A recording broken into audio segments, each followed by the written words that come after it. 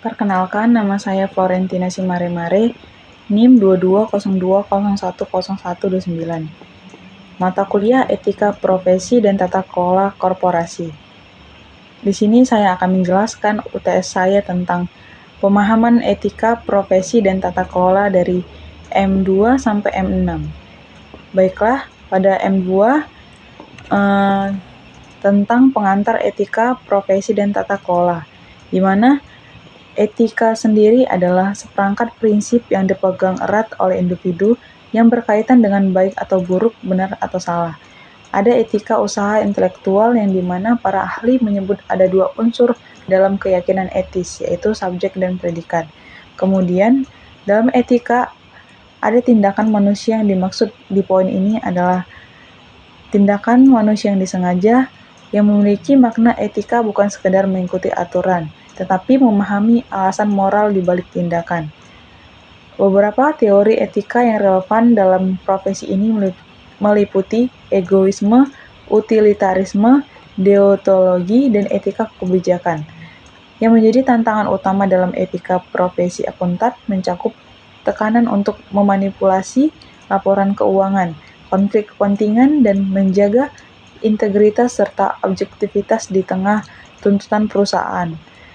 Yang menjadi kasus skandal Enron menjadi contoh nyata pelanggaran etika profesi, di mana perusahaan memalsukan laporan keuangan dan menyembunyikan utang demi keuntungan pribadi, yang akhirnya menyebabkan kebangkrutan dan kerugian besar bagi investor dan karyawan.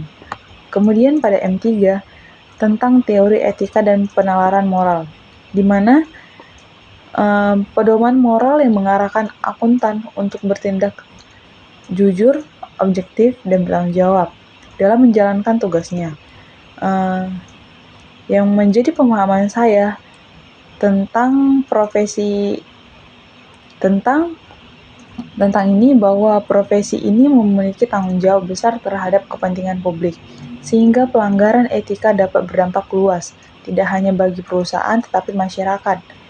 Dalam praktiknya, tantangan utama menjalankan etika profesi adalah konflik kepentingan antara kepentingan klien, kantor akuntan, dan kepentingan publik.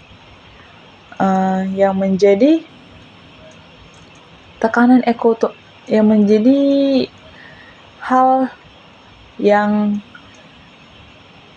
menjadi tekanan ekonomi dan budaya organisasi kadang mengedepankan efisiensi atau keuntungan semata, mengabaikan prinsip-prinsip etika. Maka dari itu diperlukan integritas pribadi yang tinggi serta pemahaman mendalam tentang prinsip etika dalam tahapan perkembangan moral.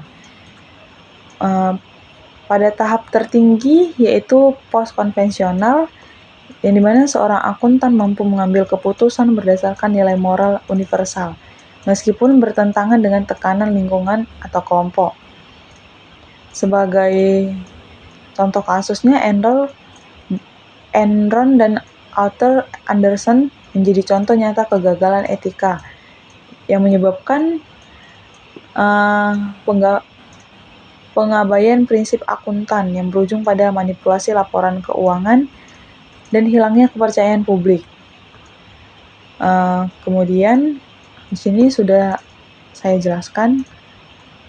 Lalu untuk M4 tentang kerangka pengambilan keputusan, yang dimana yang menjadi landasan pentingnya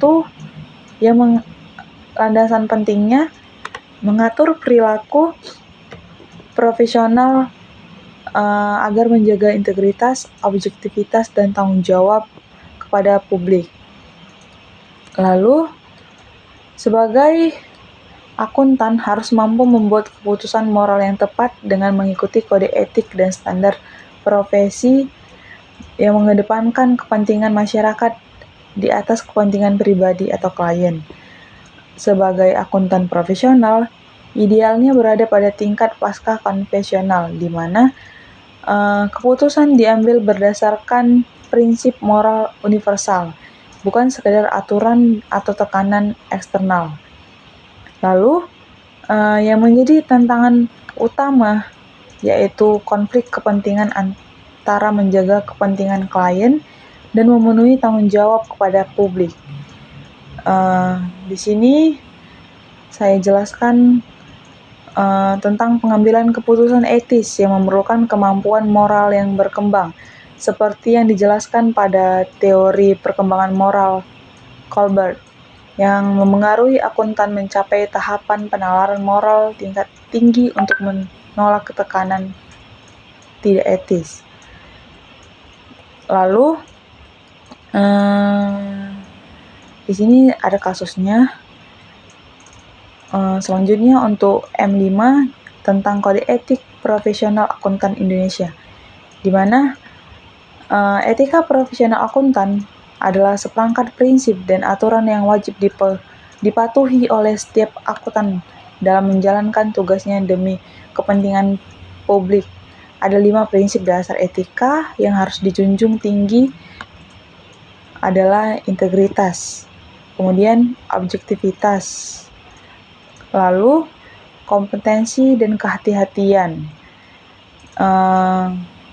Kemudian ada perilaku profesional.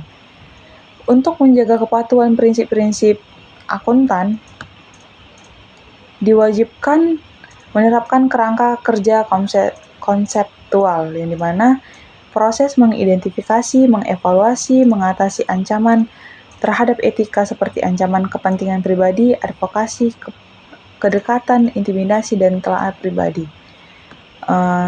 Contohnya seperti kasus Garuda yang melanggar etika profesional akuntan, yang dimana Garuda mencatat pendapatannya sebesar 239 juta US dollar dari Mahata Euro Teknologi yang sebagai pendapatannya sudah diterima. Namun, uang tersebut belum benar-benar diterima secara tunai.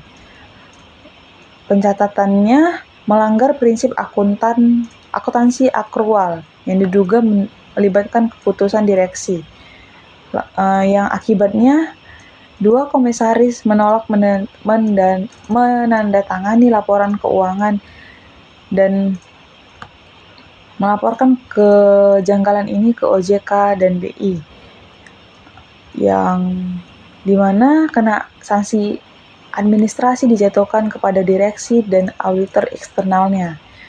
Kasus ini menegaskan pentingnya menerapkan kode etik yang konsisten agar kepercayaan publik terhadap profesi akuntan tetap terjaga dan kualitas pelaporan keuangannya dapat dipertanggungjawabkan.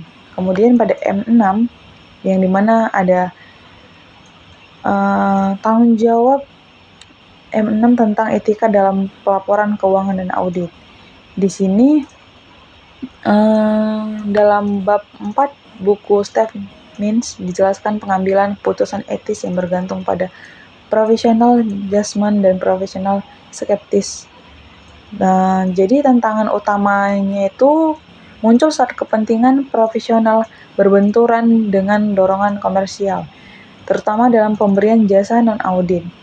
Kemudian, tantangan dalam menjalankan etika profesional muncul ketika nilai-nilai profesional berbenturan dengan kepentingan komersial. Hal ini dapat mengganggu independensi auditor dan menimbulkan konflik. Kemudian, untuk mengatasi ancaman tersebut dengan mengendalikan potensi risiko, menerapkan langkah pencegahan auditor tetap bertindak secara etis. Sekian presentasi dari UTS saya. Terima kasih.